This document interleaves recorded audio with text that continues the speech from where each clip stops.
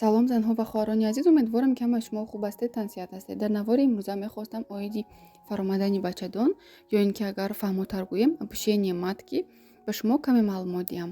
Чӣ хеле ки дар наворҳои пештара қайд карда будам, дар каналамон қариб дар бораи ҳамаи мавзӯъҳо, барномаҳо, наворҳо тайёр карда шудааст, вале бисёриҳо ҳамон наворҳои моро дарёфт карда наметавонанд. Аз ҳамин сабаб дар зери ҳар як видео аз ҳамин навори имрӯза сар карда инҷониб 3-4 силкаи наворҳое ки бисёртар саволҳо оиди ҳамонҳо мешавад мегузорам, яъне дар комментарияҳо силкаашро закрепит мекунам. шумо метавонед ки ҳамон наворҳоро низ даромада тамошо кунед.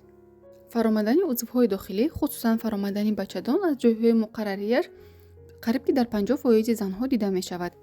бисёртар чунин ҳолат дар занҳои аз 40 сола боло ё ин ки аз 50 сола боло дида мешавад, чунки дар он ҳолат ҳамаи мушакҳои инсон, ҳамаи ҳамон бофтаҳои инсон ҳаракаташон сусттар мешавад, ҳолаташон сусттар мешавад, яъне связкаҳо беқувваттар мешаванд. аз ҳамин сабаб дар занҳои 40-50 сола ҳамин ҳолатҳо зиёд дида мешавад. дар бисёр ҳолатҳо чунин нишонаҳо дар зан ягон хел шикоятҳоро ба вуҷуд намеорад. дар марҳилаҳои аввалаш бошад, ҳатто зан ҳис намекунад ки бачадонаш аз ҷойи муқаррарӣ фаромадааст ё ин ки не.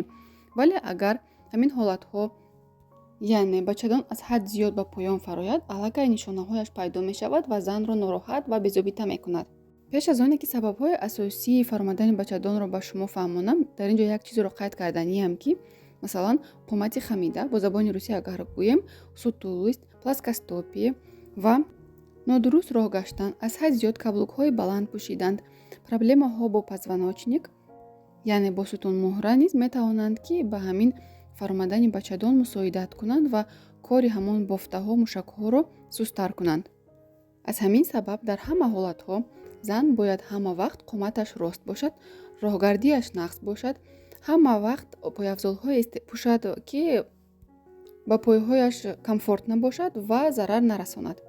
бачадони зан дар ковокии коси хурд ҷойгир аст ва бо воситаи связкаҳо дар ҳолати овехта қарор дорад.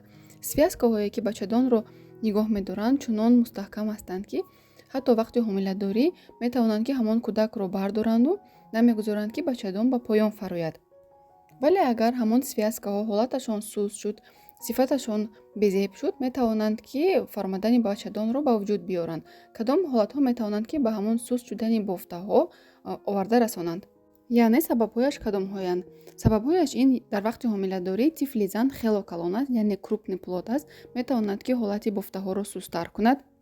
радаваи травма, яъне дар вақти таваллуд кардан зан беҳад қиин таваллуд мекунад ва дар вақти таваллуд духтурон аз махсус шипсиҳо истифода мебаранд, кӯдакро кашида мегиранд. дар ҳамон ҳолат метавонанд ки ҳолати бофтаҳоро вайрон кунанд, суст кунанд. дар вақти таваллуд разриф шудан, яъне даридани ҳамон узвҳои занона метавонад ба фаромадани бачадон мусоидат кунад. корҳои вазнин, яъне аз ҳад чизҳои вазнинӣ бардоштан, машғул шудан ба варзишҳои вазнин, аз ҳад зиёд фарбеҳӣ ва баъд аз фарбеҳӣ дар муддати кӯтоҳтарин аз ҳад зиёд хароб шудан. аз ҳамин сабаб диетаҳое ки ҳаст ва дороҳои махсусе ки ҳаст дар муддати кӯтоҳ вазни шуморо хароб мекунад, яъне тез шуморо хароб мекунад. аз ҳамин сабаб мумкин нест барои он ки связкаҳои шуморо бениҳоят ҳолаташонро безеб мекунад. ҳама гуна воспалительни процессҳо, яъне ҳама гуна илтиҳобҳое ки дар коси хурд дида мешаванд, инчунин норасогии эстроген дар организми зан ва нуқсонҳои модарзодӣ, яъне врождённые дефекте ки ҳаст ки ҳамон дар вақти инкишоф ёфтан бачадон нодуруст инкишоф ёфтааст ва ҷояшро иваз кардааст. ба ғайр аз фаромадани бачадон, инчунин фаромадани дигар узвҳо низ дида мешавад. фаромадани рӯдаҳо, фаромадани пешобдон низ дар баъзе ҳолатҳо дида мешавад. аз рӯи марҳила 3-4 марҳилаи фаромадани бачадон дар занҳо дида мешавад. марҳилаи якум, зан ягон хел эҳсосот надорад, ягон хел шикоятҳо надорад, танҳо дар ӯзӣ муайян мекунанд ки бачадонаш каме ба поён фаромадааст. марҳилаи дуюм, ҳангоми зур задан ё ин ки ҳангоми сахт сулфа кардан, гарданаки бачадон камтар ба поён мефарояд ва зан онро ҳис мекунад. дар марҳилаи сеюм, ҳангоми зур задан, ҳангоми сулфа кардан, гарданаки бачадон аз маҳбал берун мебарояд ва зан онро метавонад ки бинад. дар марҳилаи чорум бошад, ҳангоми зур задан ва сулфа кардан, худи гарданаки бачадон бо бачадон метавонад ки берун барояд. кадом шикоятҳо ҳангоми фаромадани бачадон дида мешавад?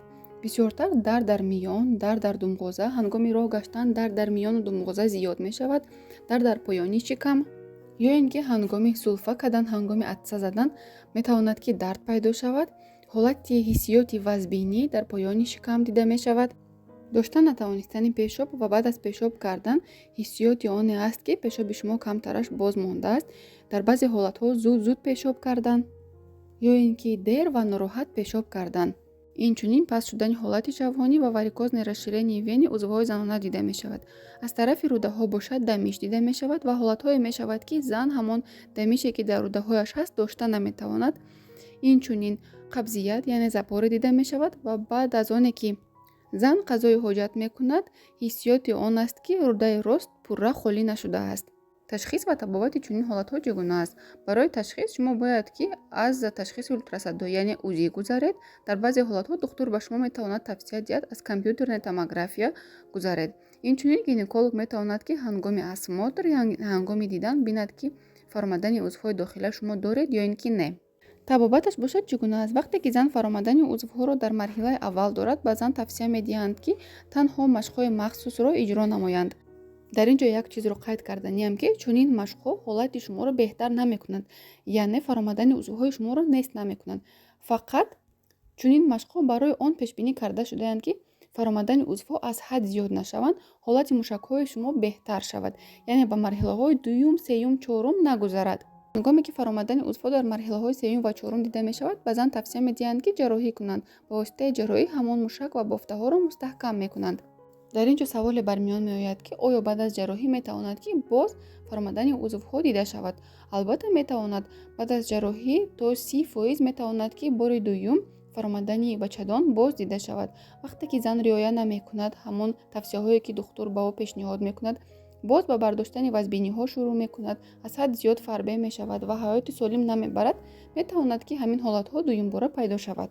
аз дорувориҳо бошад, духтур метавонад ба шумо тавсия диҳад махсус доруҳое, ки дар таркибашон эстроген гормон доранд ва инчунин агар дар шумо илтиҳоб яъне воспалительни процессҳо дида шавад, доруҳои зидди илтиҳобӣ противовоспалительни доруҳо тавсия медиҳанд, ки ҳолати мушак ва бофтаҳои шумо беҳтар шавад.